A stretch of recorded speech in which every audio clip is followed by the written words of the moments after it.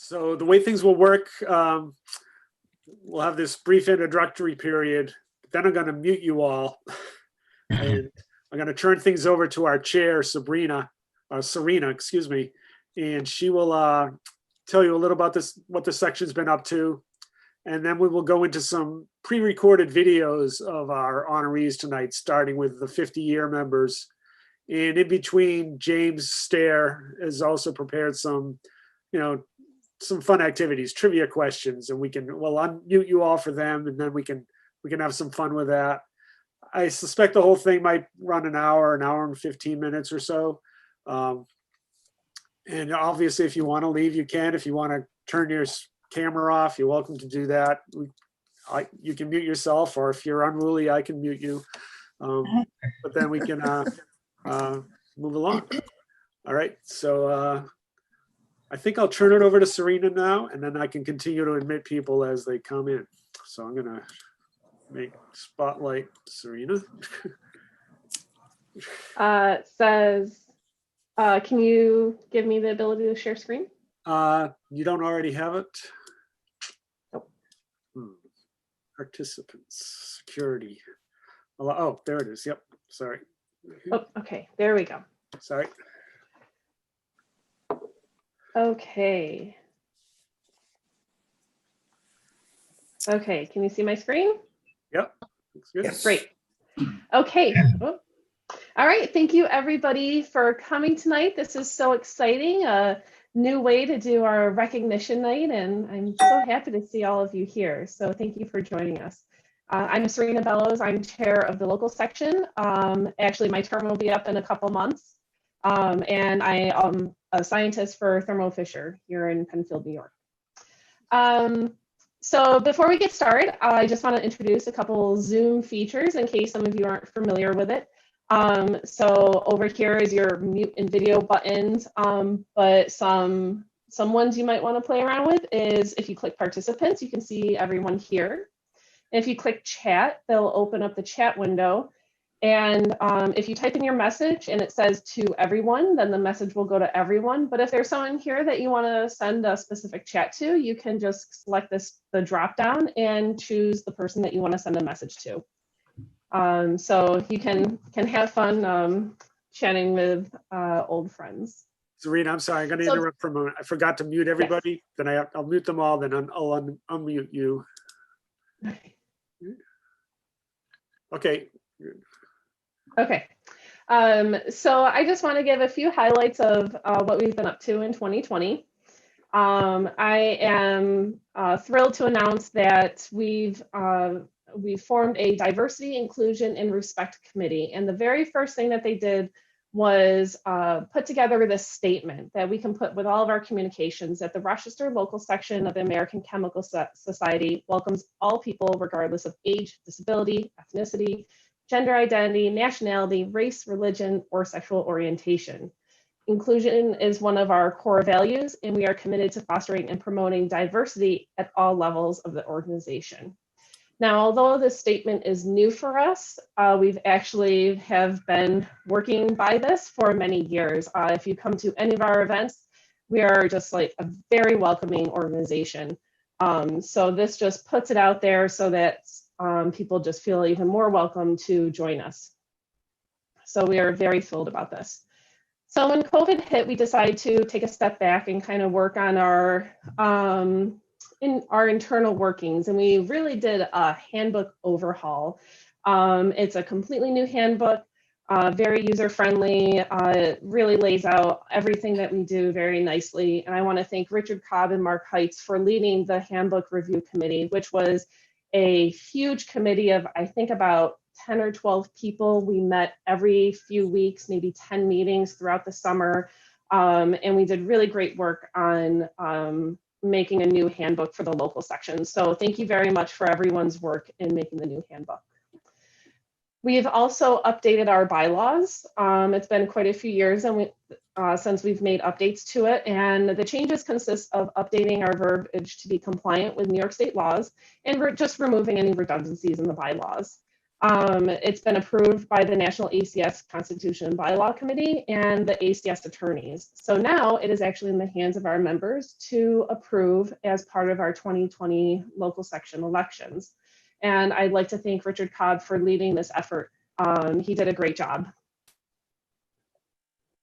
Speaking of elections, they close on November 18th. So if you have not received that email to vote, you can contact Jim Reynolds. And here are our positions that are up for election this year: chair, vice chair, academic counselor, alternate counselor, and 3 member at-large positions. We were supposed to have our NERM 2020 regional meeting a few weeks ago, actually, and we decided to postpone that till 2022. So our new date is October 2nd through the 5th of 2022.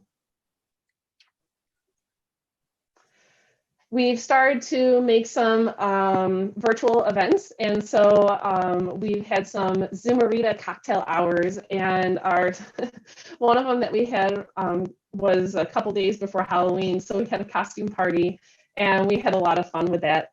So we'll be having those, I think, every other month in 2021. So keep a lookout for those invitations. They're really fun and just very informal, and just a way to socialize with each other. And our next virtual event is a couple days from now on Thursday, November 12th at 7 p.m. YCC is hosting a happy hour trivia night, and all are welcome, whether you're YCC or not. And then looking forward to a virtual spring 2021, we have a lot coming up. So we are planning a seminar series to host monthly in the spring, and we are looking for companies and research groups who are making a global impact on the pandemic and COVID-19. So any companies that are doing vaccine research or making products that are used to support anything in the pandemic, really. And it's going to be a really exciting way to see how Rochester is making a global impact. We have the annual meeting coming up along with the Harrison House Symposium. The Collegiate Research Symposium will be a virtual symposium of all of our local schools. And then the Diversity, Inclusion, Respect Committee is also planning a seminar series, a monthly seminar series.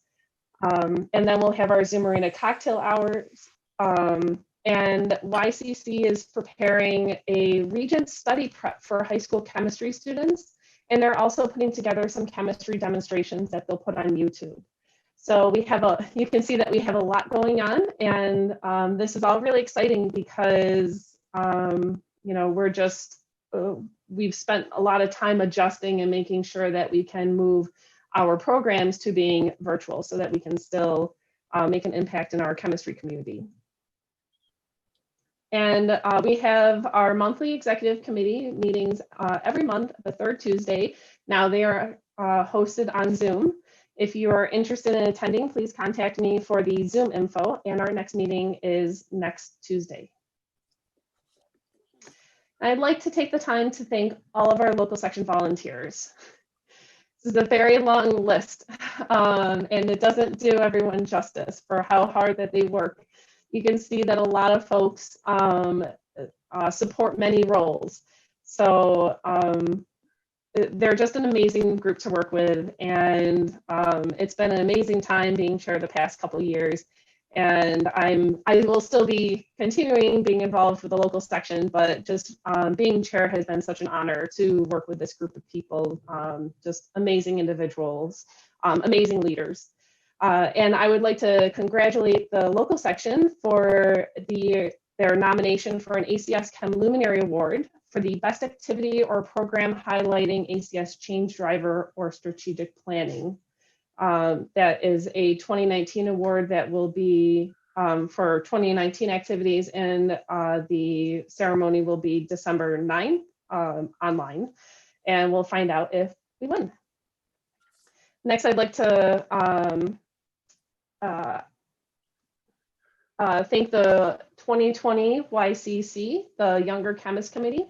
Here is everyone on the committee, and they have just done such an outstanding job. They are so active, so full of energy, and such great ideas too.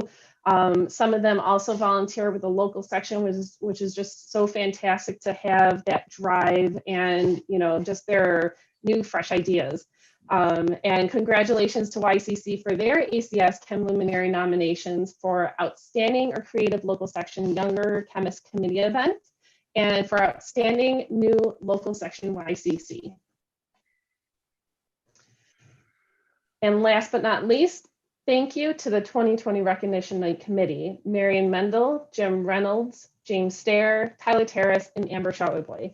Everything done tonight was all of them. They've, you know, when we made the decision to not even try to figure out whether it would be an in-person event, they took on the challenge of how do we make this special? Because that was really important to not just the local section, but really to these folks of, you know, they wanted to make sure that the recognition night was really special for all of our awardees and our longstanding members. So I think they've done a fantastic job, and I really hope that you enjoy the evening. So thank you very much to everyone. And we were heartbroken when we found out that Dr. George Brown passed away yesterday, and tonight we will be honoring him as our one of our 70-year members. Our thoughts and prayers are with Dr. Brown's family. And I will pass it on back to Jim. All right, thanks, Serena. It was very well done. I'm going to move things on over to James, and I'm going to ask you all to unmute yourselves, because you can all participate in this piece of business that James is going to share with us. Okay. Hi, everyone. Can everyone hear me? Yep. So I'll be leading our trivia for tonight. So right before each section,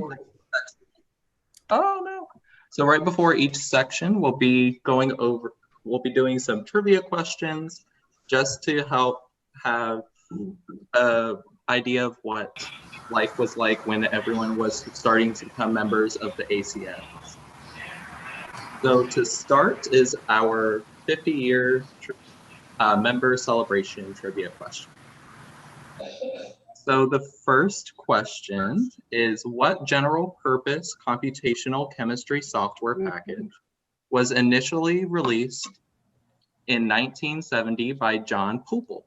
Is it Gaussian, Quantum Espresso, JMOL, or Sci4? Feel free to type your answers in either the chat or to say it out loud after everyone's had a little bit of time to have their guesses. No, John. Gaussian. I want to say Gaussian. Yeah, Oops. Gaussian. Gaussian. All right. I agree. So I'm seeing a lot of responses in, and the correct answer is Gaussian. Yay! Yay! Okay. Oh no. Okay. Oh no. So our next question is, at Kodak's market peak in 1976, No. what was its share in the film sales? I want to say C. See the question. Fuji was pretty good. In the 90s, just 1976. Oh, sorry. I'm going to say D. 75. I don't know, everyone always says it's the gold standard. 75. That's based on quality, Serena. Oh, that's true. I mean, what else was there? Fuji's the only other choice. So the correct answer for this one was, last minute, everyone. All right, so actually the amount of film sales was actually peaking at 90%. Whoa! Sales. Yay, Kodak! Yay! It was 85% for camera sales. Well, also during that year. 76. Just the thing clean. And also, who was the ACS's first female president that was elected in 1978? Here's a picture of her here. I know Katie, Nancy, and Bonnie. I think it's Anna Harrison. B. No idea. Anna Harrison. I asked them. We hear Anna Harrison. We hear some Katie Hunt. No. I'm going with Amber's answer. She would know. I thought I heard Marianne mumble Anna, so I'm going to go with that one. Yeah. I know Katie, Nancy, and Bonnie, and they weren't when it was 78. So the correct answer was Anna Harrison. Anna! BC and D were all recent ACS presidents, though, within the last 20 years of the ACS. All women. Yes, all women. Wow, impressive. And for our last question is about pizza. So what was the price of a large pepperoni pizza from Pizza Hut in the early 1970s? Wouldn't know because I never buy Pizza Hut. Let's see. Gas was like a nickel, right? Go with $3. $4. It's Yeah, free. $4. $3. $1. $3. I think more. I'm going for 8. 175. Higher or lower? 70 in the 70s, I didn't even have pizza from Pizza Hut. I mean, you did work there for a while. Yeah. I got sick of it. In the but that was after the 70s. Oh, yeah, because you were born in 1960. Yeah, okay. Good. So I actually found an old-timey menu from the early 70s and found out that a large pepperoni pizza was $2.20. Oh my God. That's a good research job. Wow. You can also buy a full bottle of wine from Pizza Hut for the same price. What? Must have been good wine. $15 for a pizza tonight. All right. Thanks, Jane. Without further ado, we now are celebrating our 50-year members. All right. So I'm going to mute you all again, and then we're going to watch a series of 4 videos of our 50-year members. This is boring. Go finish. Local section of the American Chemical Society would like to join the ACS to celebrate our members and their contributions to the chemical enterprise. We are excited to announce the 50-year member, Dr. Dennis J. Massa. Dennis is a scientist, educator, inventor, and consultant in the fields of polymer science and engineering and advanced materials. While working in the Kodak Research Laboratories, he also participated as adjunct at both the University of Rochester and Rochester Institute of Technology. After retiring from Kodak, he continued his adjunct positions as well as an R&D consultant to high technology companies in upstate New York and in the Northeast. He was born in Myrtle Beach, South Carolina. He received his bachelor's from Bradley University in 1966. Dennis was awarded the NSF Fellowship in Physical Chemistry and completed his PhD at the University of Wisconsin-Madison. While at Eastman Kodak, he held the positions of Senior Research Chemist, Research Associate, and Head of the Polymer Science Laboratory. In addition to his contributions to scientific journals, he is a member of the Kodak Research Laboratories Distinguished Inventors Gallery. Dennis and his wife, Pat, have 6 children and 10 grandchildren who live in Arizona, Illinois, Maryland, Quebec, Brighton, and Pittsburgh. Pat and Dennis are avid ballroom dancers and look forward to a time when social dancing venues reopen. When not social distancing, they enjoy traveling to visit family, as well as traveling abroad, most recently in Japan, Germany, and Italy. Congratulations, Dennis. Well done. Michael Oram was born in 1942 at the Fort Meade Military Hospital near Sturgis, South Dakota, during his father's Army officer training. After the war, his parents settled in Fairmont, Minnesota. His interest in chemistry began in his 7th grade science class, was reinforced by his aptitude in math, and was activated by his awesome high school chemistry teacher. He received his bachelor's degree in chemistry in 1964 from Colorado College and his PhD degree from the University of Southern California in physical chemistry in 1969. Following graduation, Mike began his career at Eastman Kodak Company in the research laboratories in 1969. His initial experimental work covered a variety of topics involving surfactant solution behavior, including surface tension measurements and curtain coatings, and surfactant compounds which reduce surface tensions of non-aqueous solvents. Over several decades, as a company core technology resource, he prepared and presented lecture classes to chemists, engineers, and technicians on uses of surfactants in Kodak's coating technology and imaging product formulation. He retired from Kodak in 2006. After retirement, he consulted in surface properties and applications at several manufacturing companies. Mike has authored or co-authored 22 patents covering a variety of subjects. He received a Distinguished Inventor Award presented by the Kodak Scientific Council. Photography was a lifelong hobby, beginning when Mike received his first camera, an Argus C3. He also enjoyed vocal and instrumental music as an active singer and player his entire life. In recent years, he has especially enjoyed singing in choral groups as a member of the Chancellor Choir of Third Presbyterian Church for the past 27 years.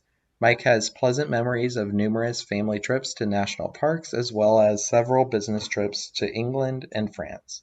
In recent years, he and his fiancée Elizabeth have enjoyed numerous summer auto trips to visit friends in Maine and to stay at New York State campgrounds at the Thousand Islands. Mike and his former spouse Susan have 2 daughters and 3 grandchildren. Congratulations, Mike, on celebrating 50 years in the American Chemical Society. Carl J. Siebert was born in Harrisburg, Pennsylvania in 1945. He then went to Penn State University to obtain his bachelor's, master's, and PhD in biochemistry in 1967, 1968, and 1970 respectively. While studying, Carl was also part of the Army ROTC and served in the Chemical Corps after his PhD graduation in 1970. Serving until 1975, Carl attained the rank of captain. He then worked at the Stroh Brewing Company in Detroit in 1971 for 18 years. Cornell University then hired Carl as a full professor and chair of the Food Science and Technology Department at the New York State Agricultural Experiment Station in Geneva, New York in 1990. After 5 years, he stepped down as chair to focus on research and teaching both understanding wine and beer and an advanced class, chemometrics in food science. In 2015, Carl retired and became a professor emeritus. He is currently celebrating his 50th year of marriage to Sui T. Atienza, a Penn State alum specializing in immunochemistry. They have 2 daughters, Trina and Sabrina, both who studied at Cornell.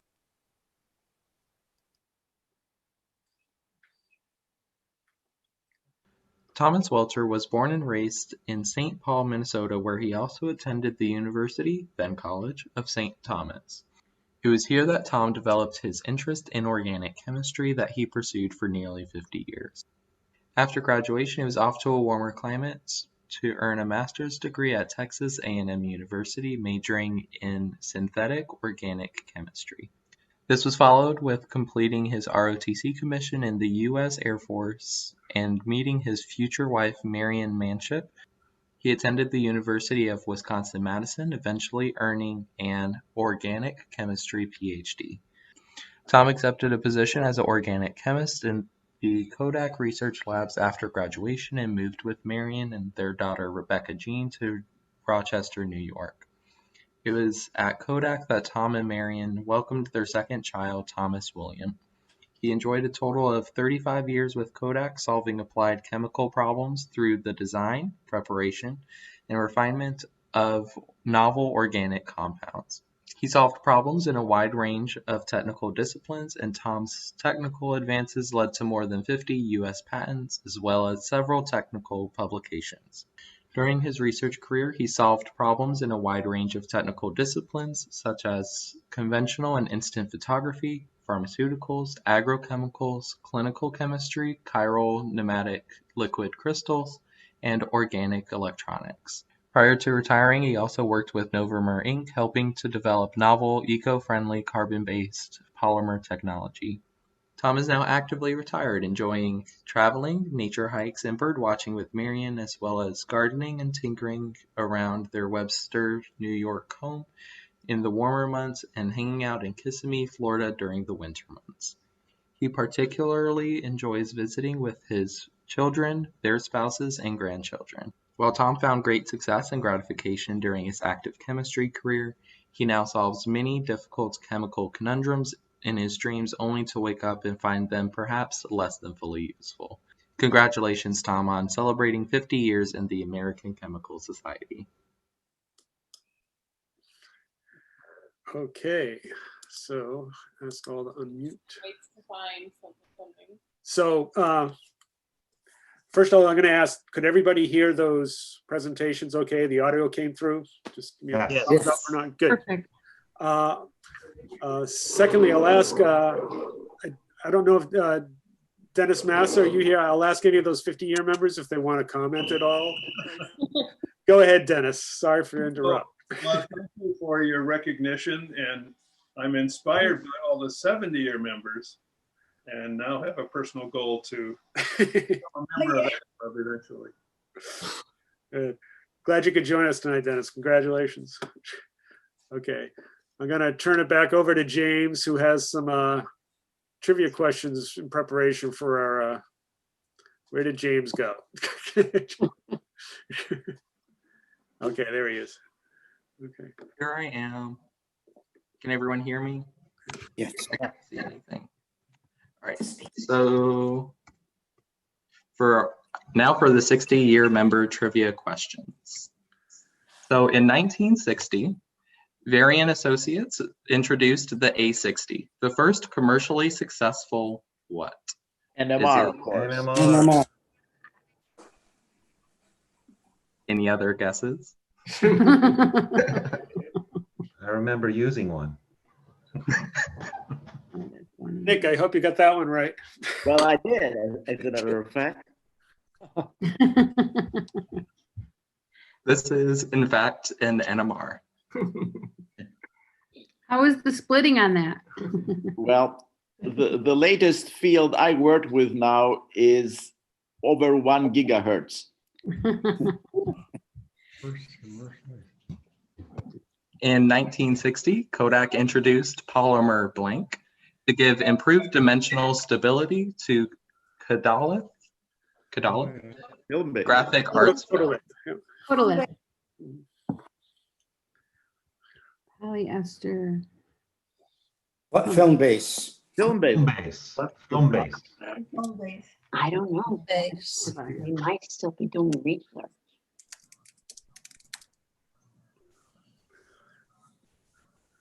Last chance to get your answers in.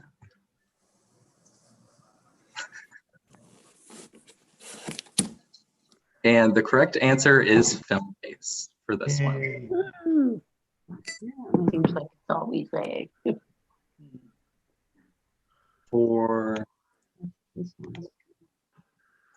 this, another price question. What was the average price of a burger in 1960? 25, 15, 50 cents. 50 cents. 1960. Nickel. I think 25 cents. 25 cents. Wow. 30 First came out, it was 10 cents.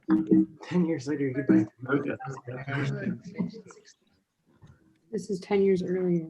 Yeah, that's what I'm saying. Like, I don't know why I can't type. Oh, no, that's not going to be. I can't type. Last chance. And the average price was 21 cents for a burger. Wow. Surprisingly, a dozen eggs were 57 cents on average. Wow. More expensive than a burger. amazing. But McDonald's had a price of about 15 cents for a sandwich back then. So a lot of y'all got the correct price for McDonald's. We had $2 on there 1 cent now. $5.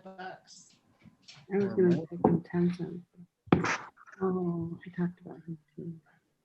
And finally, for the 60-year members, this Black woman performed the NASA calculations that made possible the manned space missions of the early 1960s and the 1969 moon landing.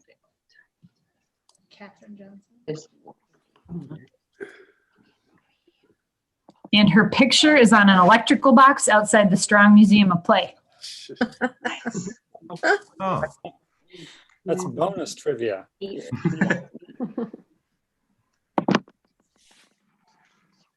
I think there was also a movie recently released that featured her figures.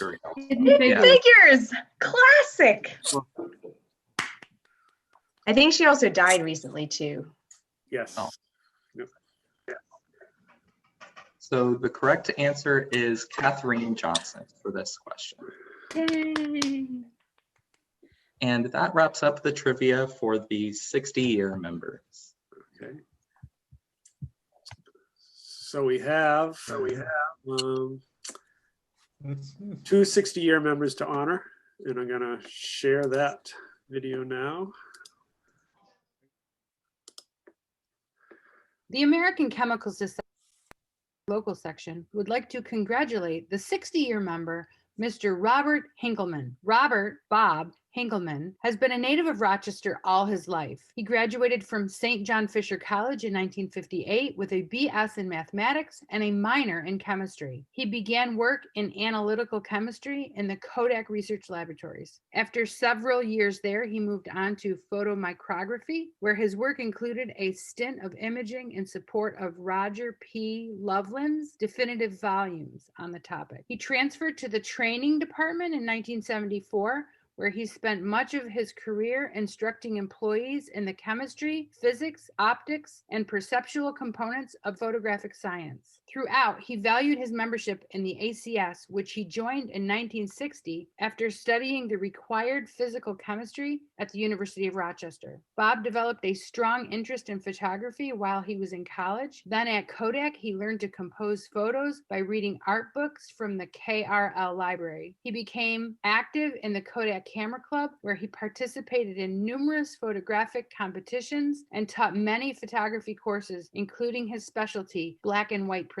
Bob has always enjoyed the outdoors and has hiked and camped with his wife Carol, Nazareth College, 1960, and children throughout the U.S. national parks and scenic areas. Their children, a son and 3 daughters with 2 grandchildren, are spread from Rochester to Boston, Colorado Springs, and Seattle. Since retiring in 1991, Carol and Bob have spent several months each year traveling and photographing the wonderful landscapes of the U.S. and Canada and presenting natural history slideshows to local organizations and libraries. His landscapes, nature, and natural abstract photographic prints have been exhibited locally and internationally through the Kodak Camera Club, as well as in solo shows in Massachusetts and Rochester, including a retrospective at St. John Fisher in 2015 and 16. Some of his most striking works are studies of ice and rock crystals that harken back to his days in photomicrography. 60 years in the ACS. Congratulations, Robert.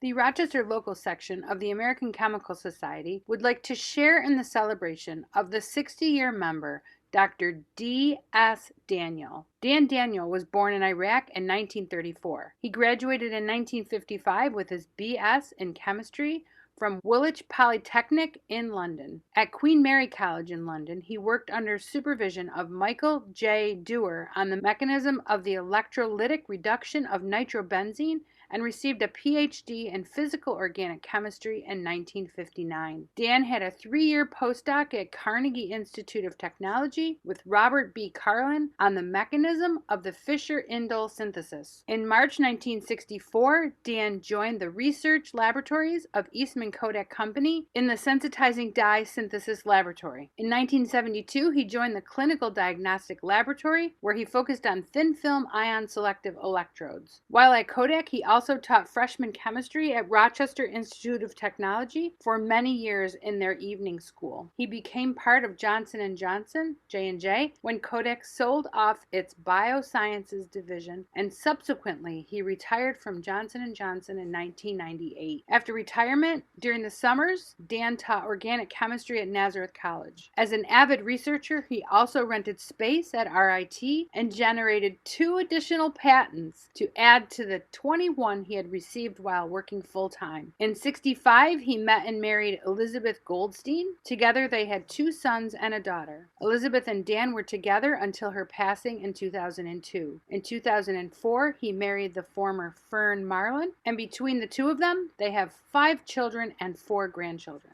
Dan shares with us, "It is hard to believe that my step-grandson is now a junior in college and my oldest grandson will be in college next fall." Dan comments, "Truly, I don't remember getting older. When did they?" And finally, Dan would like to share a Chinese well-wishing expression that says, "May you live in interesting times." And he comments, "I have to say that I certainly did." Thank you for that, Dan, and congratulations again on your 60-year membership to the American Chemical Society. Well done.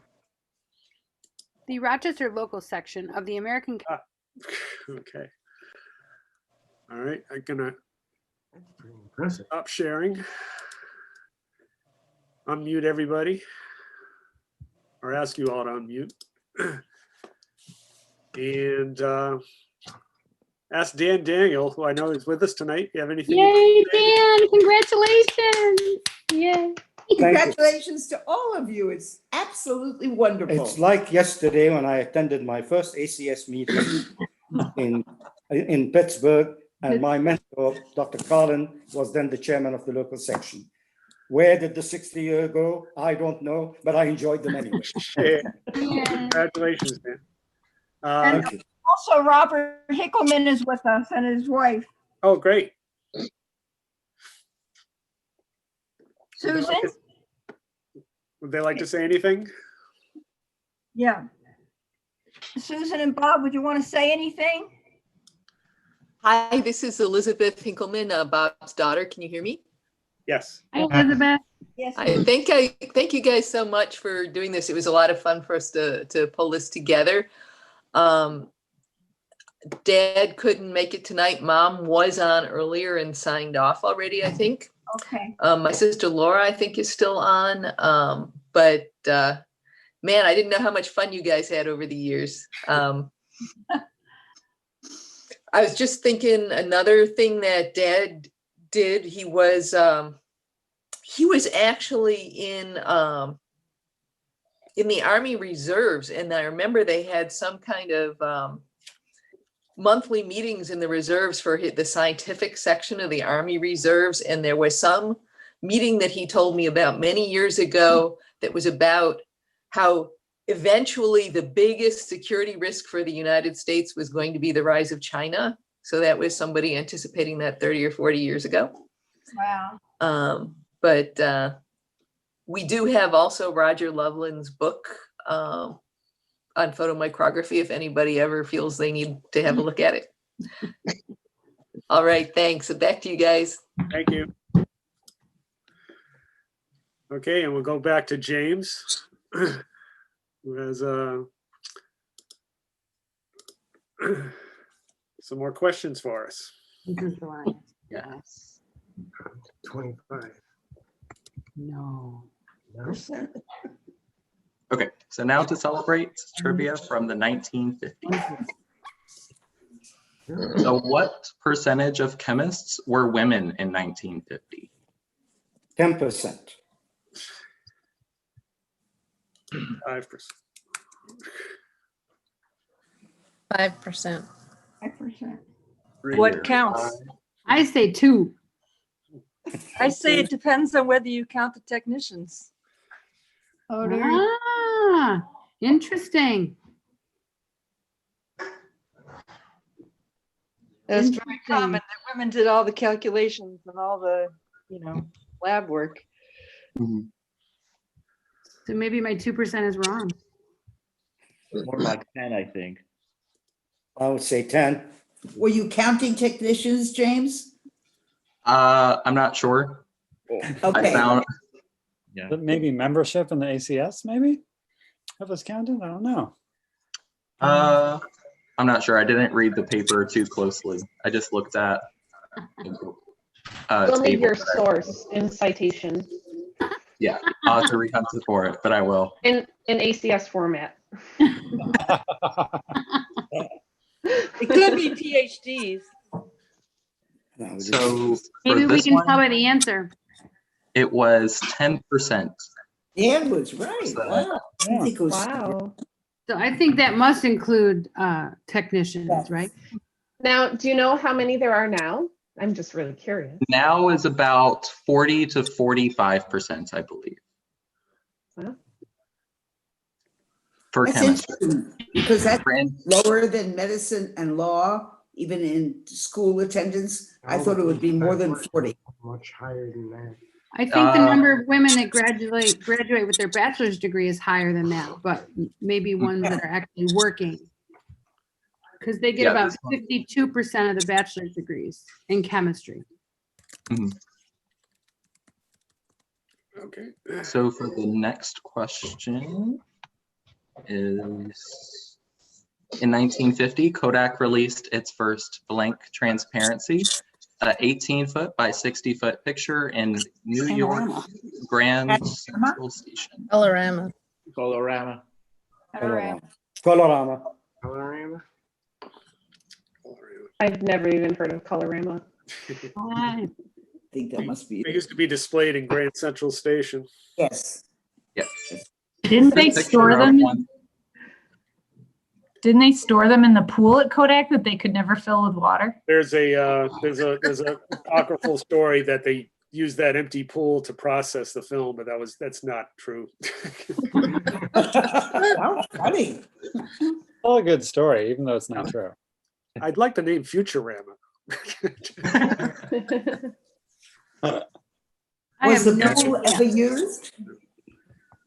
You know, one of the Colorama photographers was Neil Montanus, and his son Jim Montanus is a local photographer who has a very active Instagram and Facebook page. That takes some great photographs. If you're interested at all in photography, I recommend following Jim Montanus.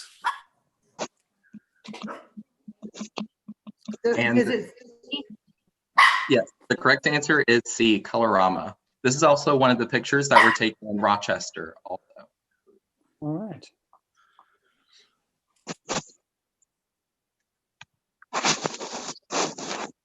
Which of these candies were not released in the 1950s? Is it candy necklaces, Peeps, Pixie Sticks, or M&Ms? M&Ms. M&Ms. M&Ms. Peeps.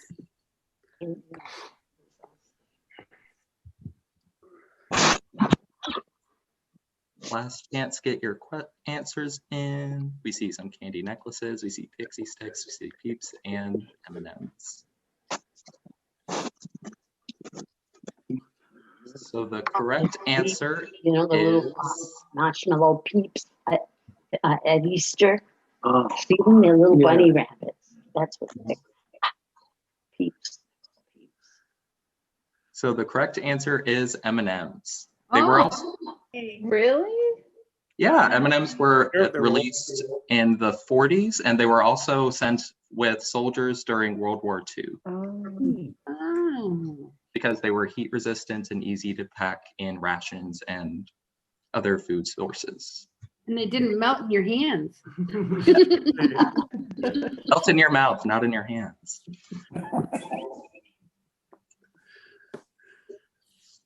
And what is happening in this picture from Rochester in 1950?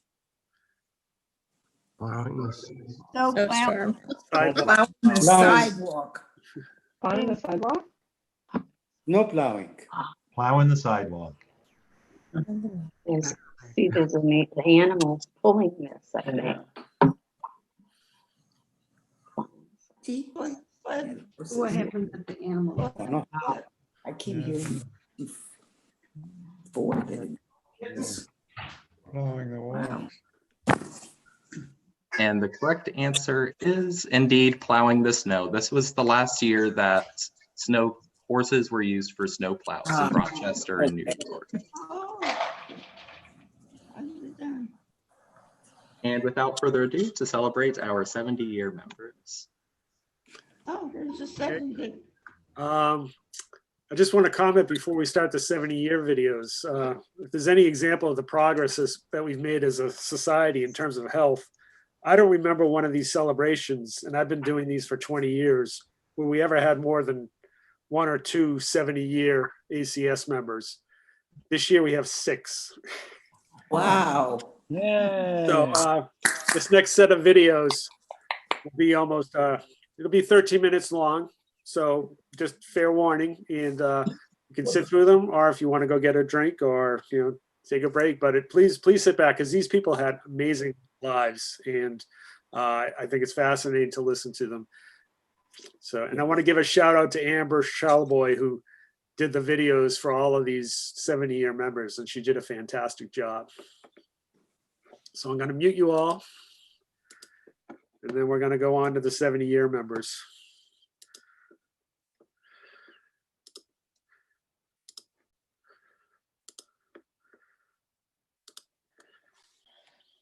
The Rochester local section of the American Chemical Society would like to congratulate the 70-year member, Dr. Albert E. Anderson, Jr. Dr. Albert Anderson was born and grew up in Jamestown, New York. As he was growing up, he loved boating and fishing, which probably came from his father, who made boats and also loved to fish. He attended Allegheny College, where he was valedictorian of his class. Albert participated in ROTC at Allegheny. He majored in both chemistry and languages. He received his PhD degree from the University of Rochester. While at the University of Rochester, Albert was involved in research for the polio vaccine. After graduation, Albert joined Eastman Kodak Company. Kodak made use of his language skills and sent him to Scandinavian countries because his knowledge of the language was perfect. He was heavily involved in pharmaceutical work in his later years and moved to Philadelphia for several years, working on setting up a pharmaceutical lab.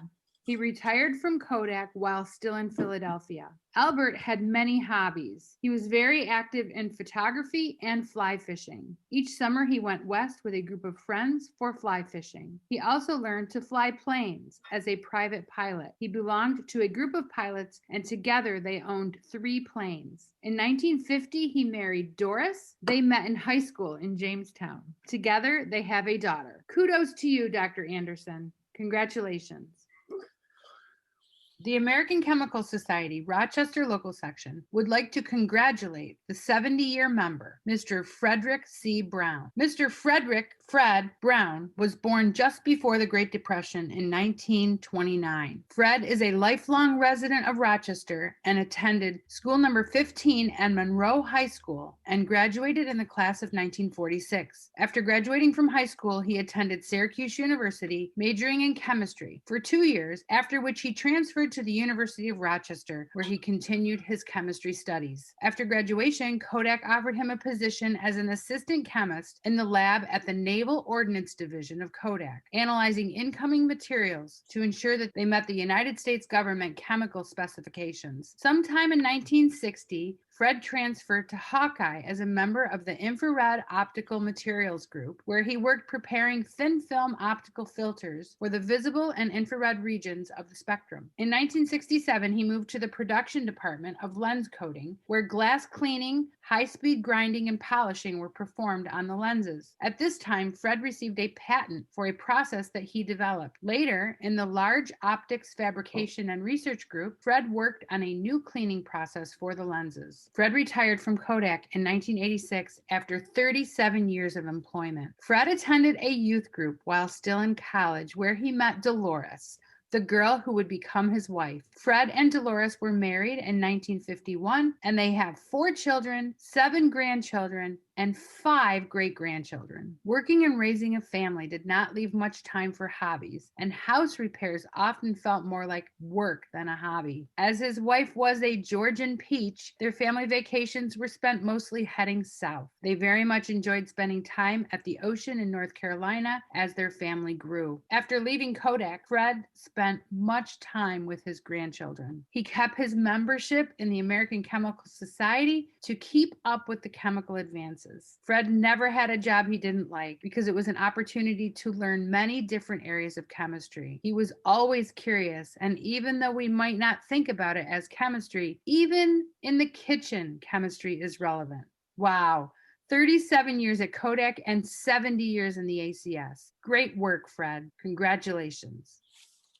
The Rochester local section of the American Chemical Society is very pleased to celebrate a 70-year member, Dr. George Albert Brown. Dr. Brown was born and raised in Rochester, New York. He attended the University of Rochester for 2 years before he joined the Army and served our country from 1944 to 1946. He then completed his studies and received his BS degree from the University of Rochester. George went on to earn both his MS and his PhD degrees in chemical engineering from the University of Delaware. He started working for Merck & Company, Incorporated in Rahway, New Jersey. His focus at Merck was chemical engineering and fermentation and related processes. He later moved to Xerox in 1964, where he worked on photoreceptors and toners, until his retirement in 1987. George married his wife, Edna Louise, in 1949 while he was still in graduate school. Together they have 4 children, 4 grandchildren, and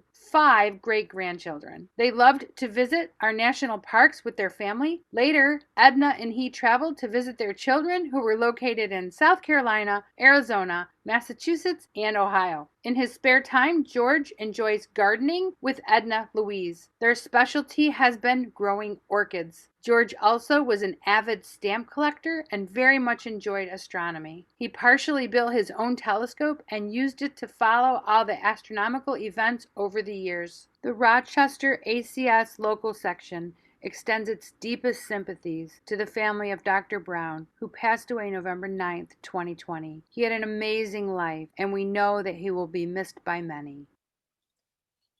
The American Chemical Society Rochester local section would like to congratulate the 70-year member, Dr. Richard Laverne Dame. Richard Dick Dame was born in Illinois in 1927. As a youth, he worked on the family farm, did carpentry work with his father, and had a shoe shine and shoe repair business. After high school in 1945, he enlisted in the U.S. Navy. Shortly after his training ended, the war ended. He served with distinction for 1 year in the U.S. Navy and was honorably discharged. The GI Bill allowed him to pursue a bachelor's degree at Illinois Wesleyan University. He graduated in 1950 and then began a master's program at the University of Illinois. While attending a church social in Midland, he met Suzanne Johnstone. They married in August of 1952. Dick earned his master's degree in chemistry in 1952 and a PhD in analytical chemistry in 1954. His research centered on the relatively new field of electron microscopy. Dick and Sue moved to Rochester, New York in 1954, where Dick joined Eastman Kodak Company. He initially worked on electron and X-ray diffraction in the industrial lab. His career highlights include leadership positions in roll coating, new product development, and in a joint project with Canon Japan developing color copiers. He retired in 1989 after 35 years with Kodak as Director of Copy Products Quality Assurance. As a lifelong learner, Dick was proud to be part of the first class of the Executive Leadership Development Program at the University of Rochester Simon Business School, where he earned an MBA in 1969. After retiring from Kodak, he took flight lessons and earned his pilot's license. He enjoyed flying small planes for several years. Dick and Sue have 3 children, 7 grandchildren, and 4 great-grandchildren. As a family, the Dames enjoyed lots of fun times on the slopes at Ski Valley, Bristol Mountain, and several trips out west. In 1959, Sue and Dick bought Rabbit Island in the Thousand Islands, where Dick put his carpentry, plumbing, and electrical skills to work building their summer home himself. Sue and Dick have traveled throughout Europe, China, Japan,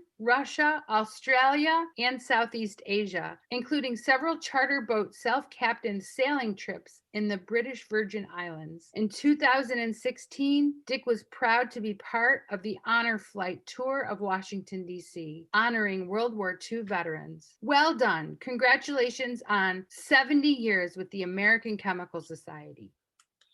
The American Chemical Society Rochester Local Section would like to congratulate the 70-year member, Mrs. Edith Y. Throburn. Edith Throburn was born and raised in Hollidaysburg, Pennsylvania. It was here that Edith found a love for music and learned to play the piano from her grandfather. She attended Gettysburg College in Pennsylvania during the war years, which made it more challenging to earn a chemistry degree. At her time at Gettysburg, she was one of only a few women who majored in chemistry, and she graduated with her bachelor's degree in 1948. Edith's first job as a chemist was at Radio Corporation of America, RCA, located in Lancaster, Pennsylvania, where she worked on TV tubes for news stations. Her work there included electroplating, which was very dangerous work as it involved the use of cyanide solutions. This work required a good knowledge of chemistry, skillful hands, and attention to small details. It was also in Lancaster that Edith renewed her love of music and worked very hard to achieve her dream to play classical music at an accomplished level. She left RCA to go back to school when she moved to Chicago to begin her studies at Northwestern University. Chicago is where Edith met her husband James. They were married in 1955. She left Northwestern University before finishing her studies and began working at Kraft doing analytical analysis. Edith finally moved to the Rochester area when her husband took a job at Bausch & Lomb. She spent much of her time in Rochester raising her children with a brief one-year assignment at Genesee Hospital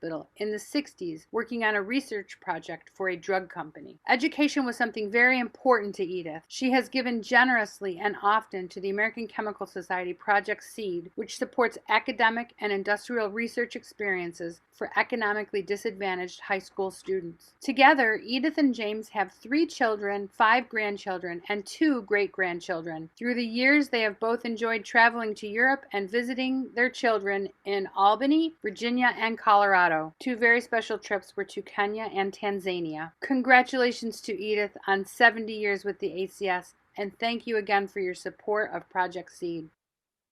The Rochester local section of the American Chemical Society is so excited to celebrate the 70-year member, Dr. Joseph T. Leone. Dr. Leone has been a native of Rochester all his life. As soon as Joe finished high school at Aquinas, he was drafted into the Army in 1944. He was assigned to the 87th Infantry Division under General Patton. His unit was shipped overseas and he fought as a machine gunner at the Battle of the Bulge. He was awarded 2 Bronze Stars for his heroism. He stayed in the Army until the war was over. After the war, Joe attended Notre Dame and earned his BS degree. He received his master's degree at Penn State and his PhD at the University of Michigan. In 1954, he married Barbara while still working on his PhD. They met while Joe was doing his research at the University of Michigan. Barbara was in the same lab working with Joe's research professor. On graduating, Joe started working at Kodak. His first assignment was in paper services. His final job was supervisor of color film development and paper sensitizing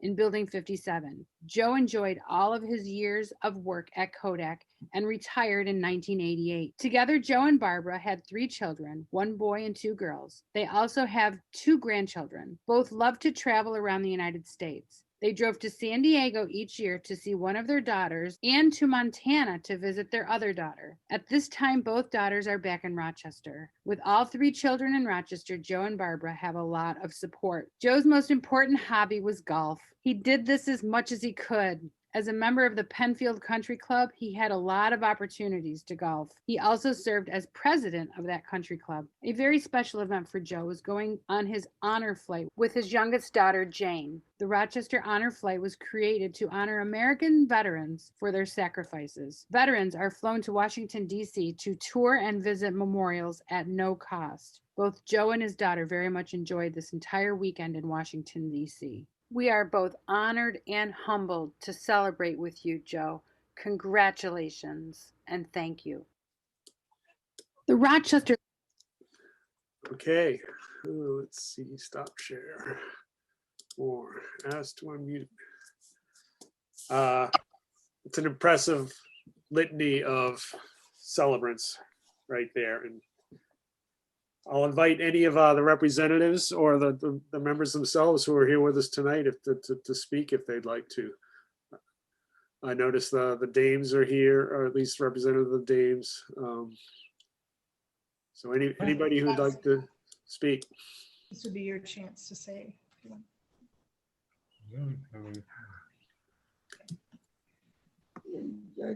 Huh? Who do we? Oh.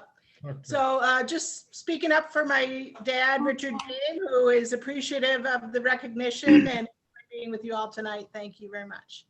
So good to see you. Thank you for your service, and thank you for being here with us tonight. Hi, this is Elaine Foxon. Thank you very much too. Really appreciate I feel like I know these guys because Elaine Foxon, I know I'm so sorry about your dad. I don't know if you'd like to say anything. Yeah, I'd just like to say thank you to the American Chemical Society. He was a very proud member. And he had a blast talking to the members and creating this information. And he was really looking forward to watching it. And unfortunately, we lost him yesterday. So we're just thinking of him now. And thank you again for this honor. Welcome. So sorry again. Realize.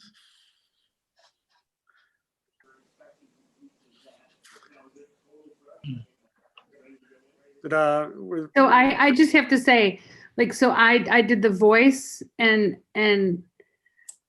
each one I do, I'd send Jim a copy of the video and be like, can you believe all the things that this person accomplished and this person accomplished?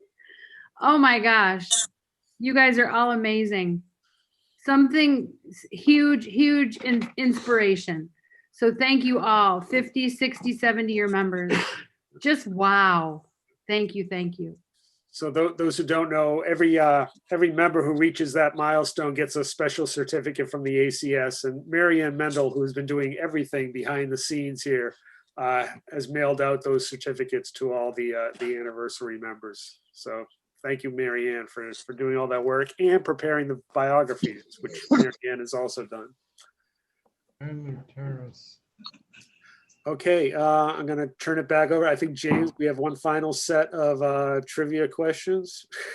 Yes, we have one final set to celebrate the award winners for this year. Right. So the Harrison Howie Award was inaugurated in 1946 to honor one of the founders of the Rochester ACS section. How many of the 69 awardees have received the Nobel Prize in Chemistry? 6. 30. Almost all of them. Beth Burns. I'm going to guess 50. She could. Huh? Maybe. 7, 28. Beth Burns. Yeah, what about her? She said almost all of them. No. Just answer this question. Okay. He's being a wise person. Don't fight. Around 40. I know it's around 40%, so I'm going to say 25 to 27. This is just supposed to be a fun game. No idea. I don't even know this Harrison Howe Award. When I checked our website, I saw 19. Is the website up to date?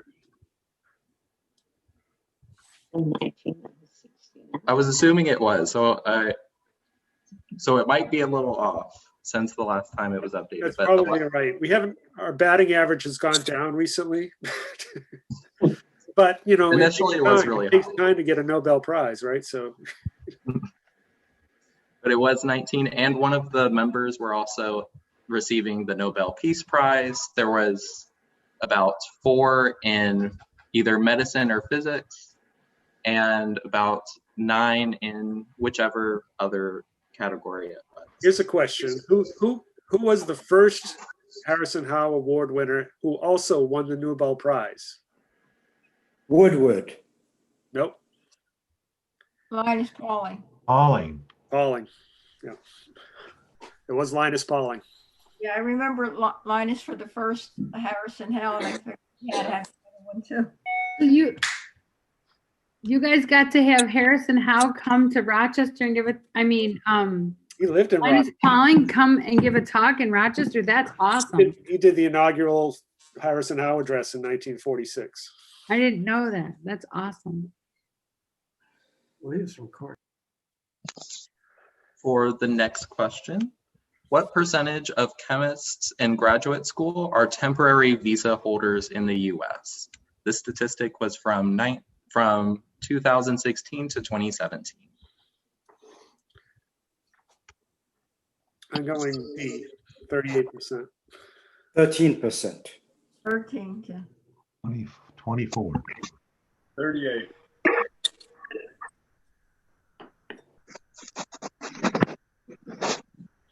Last chance. And the correct answer is D, 38%. Wow. Wow. Hi. So we really need to make sure that we appreciate our international chemists. They are incredibly valuable to our society and growing chemistry in the US. And when the National ACS meeting was held in Rochester, New York in 1937, what was the total ACS membership at that time? 3,000. 75. 23. Go with 5,000. 5284. Serena.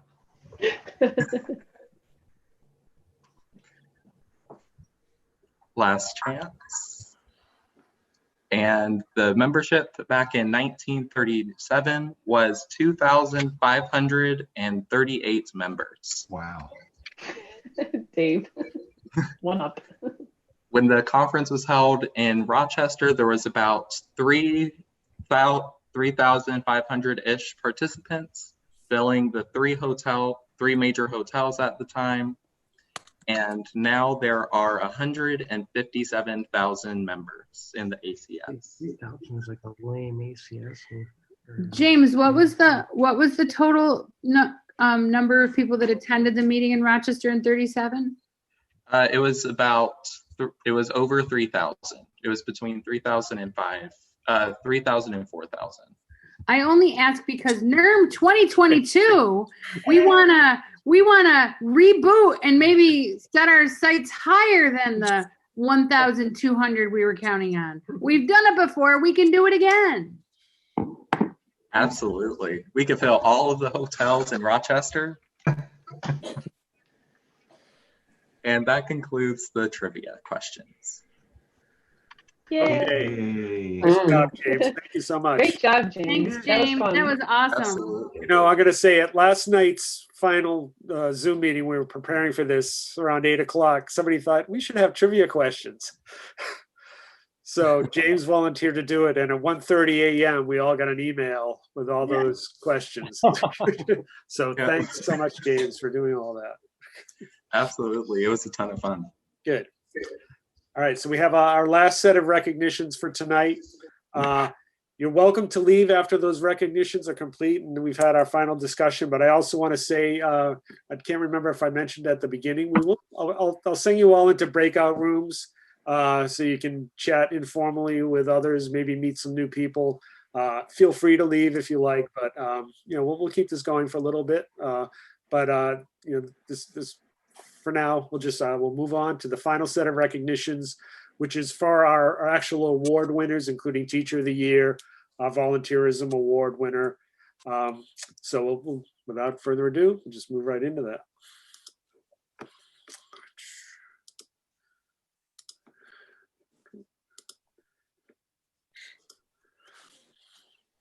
The American Chemical Society is proud to nominate Donna Himmelberg as the High School Chemistry Teacher of the Year.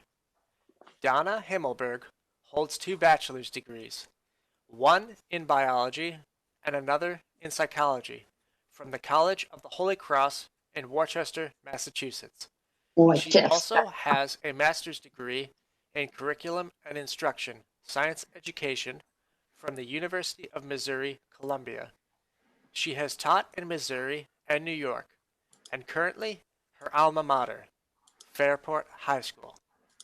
She is in her 22nd year of teaching and has earned many outstanding awards, including from the American Nuclear Society, Dow STEM the Gap Teacher Challenge, and Stannies for excellence in science teaching. Donna continuously strives for professional development and has been involved in over 15 professional development and scientific organizations over her career. She recently changed her Regents teaching curriculum to include modeling. She also helped to develop and teach Fairport's unique NASA Space Research course, which had students collaborate with NASA engineers. Great job, Donna, for all of your hard work. The Rochester section of the American Chemical Society is delighted to present its 2020 Volunteerism Award to Amber Charlebois. Since arriving in Rochester in 2015, Amber has completely immersed herself in the section and its activities. Having previously served as chair of the North Jersey ACS section and chair of the ACS's Women Chemists Committee, Amber immediately stepped up to serve as chair of the Rochester section and is currently serving as its vice chair. The section has benefited enormously from Amber's leadership experience as well as energy and enthusiasm that she brings to the section's many activities. Under her leadership, the section has expanded its outreach to younger chemists and students, many of whom are now taking on their own roles within the section. She has also helped to reestablish both the Rochester Women Chemists Committee and its Younger Chemists Committee. In 2017, Amber took on the role of General Chair for the 2020 Northeast Regional Meeting. For 3 years, she built a team, coordinated NERM meetings, and worked with the National ACS to negotiate contracts. She also deftly guided the Rochester section through the difficult decision to postpone NERM 2020. Amber now continues the role of General Chair for NERM 2022. By the time that meeting is completed, she will have spent 6 years leading the effort for Rochester's Northeast Regional Meeting. Amber is currently an assistant professor of chemistry at Nazareth College. She lives in Livonia with her husband Jay and 4 children. She is a wonderful asset to the Rochester section and she represents the highest ideals of our profession. It is with tremendous gratitude that we present her with the 2020 Rochester Section Volunteerism Award. Thank you, Amber, and congratulations. Salutes to Excellence is a recognition award that gives ACS members an opportunity to underscore outstanding accomplishments, achievements, or service for individuals who have made a positive impact on everyday life. Honorees may be a practitioner of chemistry, product of chemistry, or a place of importance in chemistry within their communities. Since the program began in 2000, more than 500 honorees have received Salutes to Excellence awards. Dr. Brittany Patel is being recognized for her contributions to NERM 2020 as event chair. She oversaw 7 events by working with each event chair to provide planning, direction, and venue, as well as help when needed. She finalized all events and posted them on the ACS NERM 2020 registration form. Unfortunately, NERM 2020 has been canceled due to COVID-19. Her work will be implemented at NERM 2022. While working on NERM 2020, she also was the networking co-chair for the newly revived Rochester section's Younger Chemists Committee. Brittany accomplished all of this while preparing for her PhD thesis. Brittany Patel received her bachelor's degree in chemistry at the University of Delaware.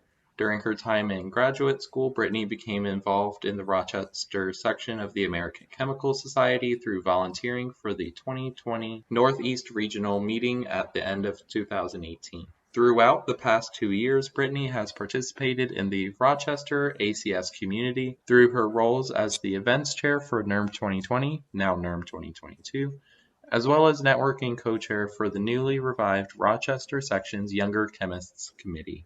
Her next steps involve a postdoctoral fellowship at the National Renewable Energy Laboratory in Golden, Colorado. Thank you, Brittany, for your many years of service, and congratulations. Salutes to Excellence is a recognition award that gives ACS members an opportunity to underscore outstanding accomplishments, achievements, or service for individuals who have made a positive impact on everyday life. Honorees may be a practitioner of chemistry, product of chemistry, or a place of importance in chemistry within their communities. Since the program began in 2000, more than 500 honorees have received Salute to Excellence awards. Dr. Kenneth Schlecht is being recognized for his contributions to our annual recognition event. For many years, Kent chaired a team of senior members who were responsible for gathering the biographies and pictures of members who were celebrating their 50-year milestone. This process is accomplished by personal interviews. Part of Ken's job was convincing 50-year members to celebrate in public. When all the team members were no longer available, Ken reconstructed the process by having each 50-year member write their own biography using a template. Ken took this information to develop a finished biography with the member. Ken Schlecht was born on April 4, 1944 in Syracuse, New York, to German immigrant parents. He earned his bachelor's degree in chemistry in Lemoyne College in Syracuse in 1966, and went on to earn his PhD in analytical chemistry at the University of Iowa in Iowa City in 1971. He earned his bachelor's degree in chemistry in Lemoyne College in Syracuse in 1966, and went on to earn his PhD in analytical chemistry at the University of Iowa in Iowa City in 1971. While in Iowa City, he met and fell in love with Mary Jo Gregory, and they married on August 1st, 1971. He secured a position at the chemistry department, now Department of Chemistry and Biology. Yeah, right. That's what I thought too. And SUNY College at Brockport.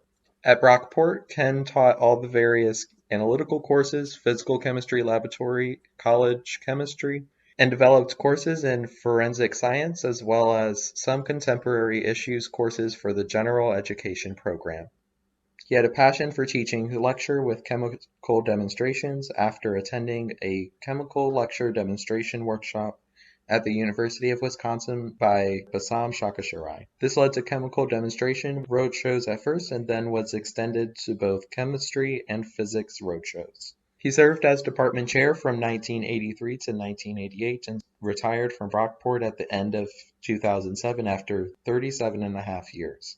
Ken has served the Rochester section of the American Chemical Society in many roles. A few were chair in 1992 and 2009, newsletter editor from 1998 to 2006, member of the Education Committee from 1979 to 1998, and NERM 2020 exhibit chair. Ken received the Rochester Section Award in 1999 and a Special Recognition Award in 1991. He also served on the ACS Admissions Committee from 2006 to 2008. He was a presider at the Pittsburgh Conference from 1984 to 1996. He also became interested in natural zeolites and worked on several international conferences related to that. Ken and Mary Jo spend their winters in Durham, North Carolina, and summers at Lake Ontario and Hamlin. They have 3 children and 6 grandchildren, and their travel consists of visiting family. Ken enjoys their summers at the lake. He is taking up golf with questionable results. He volunteers regularly at the Habitat for Humanity in Durham with a group of retirees called the Geezers.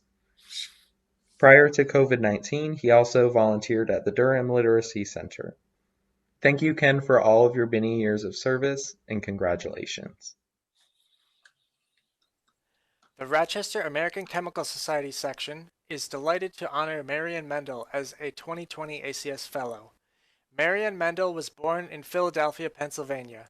She received her Bachelor's of Arts in Chemistry from Immaculata College and her PhD in Physical Organic Chemistry from Boston College, where she met John, her future husband. After graduating from Boston College, Marianne worked as a polymer chemist for United Merchants in Fort Edwards, New York, where she created artificial leather for jackets and purses. Mendel then moved to Rochester in 1971 to work for Eastman Kodak Company, finishing her career as a senior development manager in the entertainment imaging business, and retired in 2005. Her awards include the Fuji Gold Medal Award from the Society of Motion Pictures and Television Engineers for her contribution to new films, and a technical Oscar from the Academy of Motion Picture Arts and Sciences for a new Kodak intermediate film. Since retirement, Marianne has volunteered her skills to the Rochester ACS section. Marianne embodies all of the qualities an ACS Fellow strives for. Congratulations, Marianne, for all of your hard work. Mr. Burlstein, founder and president of Nycoform, has been selected as the 2020 Entrepreneur of the Year by the Rochester section of the American Chemical Society. This award is in recognition of Mr. Stein's development of innovative chemistry for the precise fabrication of metal parts with superior mechanical and chemical properties using electroforming. He's also being recognized for founding Nycoform in 1999 to commercialize this breakthrough additive manufacturing technology. Burlstein was born in the Ukraine and received degrees in chemical manufacturing from the Moscow Institute of Fine Chemical Technology. He began his industrial career in metal plating technology as electronics manufacturers in the former USSR. In 1988, he moved to the U.S. and began his work in the field of electroforming, first in Servometer Corporation in New Jersey, and then in Rochester and Reflexite Corporation. With an entrepreneur's vision to improve traditional technology and to build a world-class electroforming company, he founded Nycoform in the spring of 1999 with 2 employees. A single hand-me-down electroplating tank was filled and checked for leaks in a small office on Cascade Drive. Today, Nycoform employs 22 people and provides provision metal parts to a broad spectrum of demanding markets. Burl attributes his company's success to continually improving its chemical and processing technologies to meet the evolving needs of his diverse customers, especially in critical medical devices, aerospace, optical, and other high-tech applications. Burl continued to develop and optimize the sophisticated chemistry for the company's proprietary nickel-cobalt electroforming technology. The results are now the core of Nycoform's growing business, marketed under the trade name Nycoloy. Nycoform continues to advance the state-of-the-art in high-performance electroformed seamless bellows, catheter-tip forming dies, optical and microfluidic mold inserts, and the cost-effective fabrication of precision metal parts. Nycoform focuses on continually improving its chemical and fabrication technologies for applications where its high-strength proprietary alloy can provide the greatest benefit to its customers and their products. With a world-class alloy and a diverse customer portfolio, Nycoform is now the world leader in nickel-cobalt electroforming and an important part of Rochester's high-tech, chemistry-based industrial infrastructure. Congratulations, Burl and Nycoform. The Rochester ACS section wishes you both continued success. Okay. Some more. Ask Alter. So first, before I invite, I want to say a lot of those captions, if it's not obvious, are automatically generated by YouTube. And I can go in and edit them. I haven't had a chance to edit them all, but some of those misspellings will be corrected. But in the meantime, that said, I want to invite any of our award winners, and let's start with, I know Donna Himmelberg is here and some of her family and representatives, so I'll invite Donna if she'd like to say anything. Oh, thank you so much. I'm really so honored to have this recognition. Thank you to Serena and to Marianne for all your work in getting this together. This is so much more difficult under these conditions, right? There's definitely something lacking when we can't be together. So I really appreciate all the work you put into even getting this together. And I have to say thank you. And I'm so surprised, honestly, to see not only my mom and dad, but my aunts and uncles here. I've been teaching for a good number of years now, and some of my inspiration comes from my family. My aunt, who was a second grade teacher for so many years, she's in Florida, but she's here on the call tonight. My uncle, who lives in Massachusetts, and both of them supported me when I was in college in New England, and they're here tonight, and that just means so much. But also to Beth Burns and to Julie Marshall, who are on this call. They are two of my dearest colleagues, and they nominated me for this. And, teaching it's a tough profession, but it's so rewarding in so many ways. It's frustrating, it's challenging, but it's so rewarding on so many days. And this year is, wow, this is a whole other ball game. This is a whole different way to be teaching and working with our kids. And there isn't anyone that I could or would want to do this with than Julie and Beth and all of my colleagues at Fairport High School. I'm so lucky to have their support. I'm lucky to have their humor. There are days when we just, we play off of each other, we tell jokes, we lift each other up. And I'm truly grateful to be in that situation, to have such strong colleagues. So I wouldn't be where I am without them. As many of us here, I think, would agree that you never get to be where you are without those who supported you along the way. So I thank all of you here who have done that for me, supported and loved me. And this is great. Thank you so much to the whole committee. Thank you. Thank you, Donna. Very good. Amber, would you like to say anything? No, I don't. I like to do all the stuff. I don't necessarily like to be the center. So thank you. Thank you very much, everybody. Thank you. Thank you. Brittany, are you still with us? Yeah, I am. Hi, everyone. It's great to see you guys again. I want to sincerely thank you both for the nomination and for getting this award. It was truly a pleasure to be a part of the NERM 2020 team. And it was great to just have that be my stress relief from grad school and be able to contribute to the Rochester section and American Chemical Society. So thank you again. Are you in Colorado already? I am. Good luck on your new adventure. Happy postdoc. Thanks. Hopefully it goes well. Ken Schlecht, you out there? I'm here. Hey. I'm humbled by this. I think this is also a tribute to so many members of the ACS in the Rochester area who have worked so hard over the many years to come together or to develop various programs for the members. And I'm really humbled by this award. Thank you very much. It's well deserved. Thank you. Mary Ann, I know you're out there. Yes, I am. I wanted to thank the Rochester section for nominating me, and then also for ACS because they selected me as a member of the class of 2020 ACS Fellows. It's quite an honor, and I'm just overwhelmed by this and thankful to everyone. And thanks for everything you did for this event tonight. Without you, this would not have been possible. So, great. And I don't think Burl Stein is here with us tonight. It's his ping pong night. Who knew? It's a ping pong night. So, but we congratulate Burl Stein, and we thank Henry Geisling for nominating Burl Stein for the Entrepreneur of the Year Award. Henry and I had an opportunity to visit his facility on Cascade Drive, and it is really remarkable what they can do.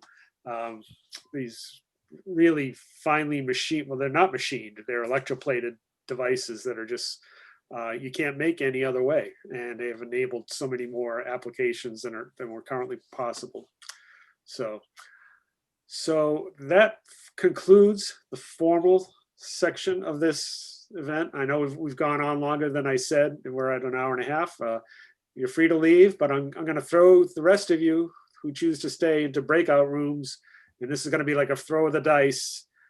You don't know who you wind up with, but we're gonna see what happens. Before we go, Jim, we have to say thank you to you. Oh, Thank you, and James and Marianne and Tyler for all of the videoing and for the emceeing and the And James for the trivia and all the trivia. Thank you.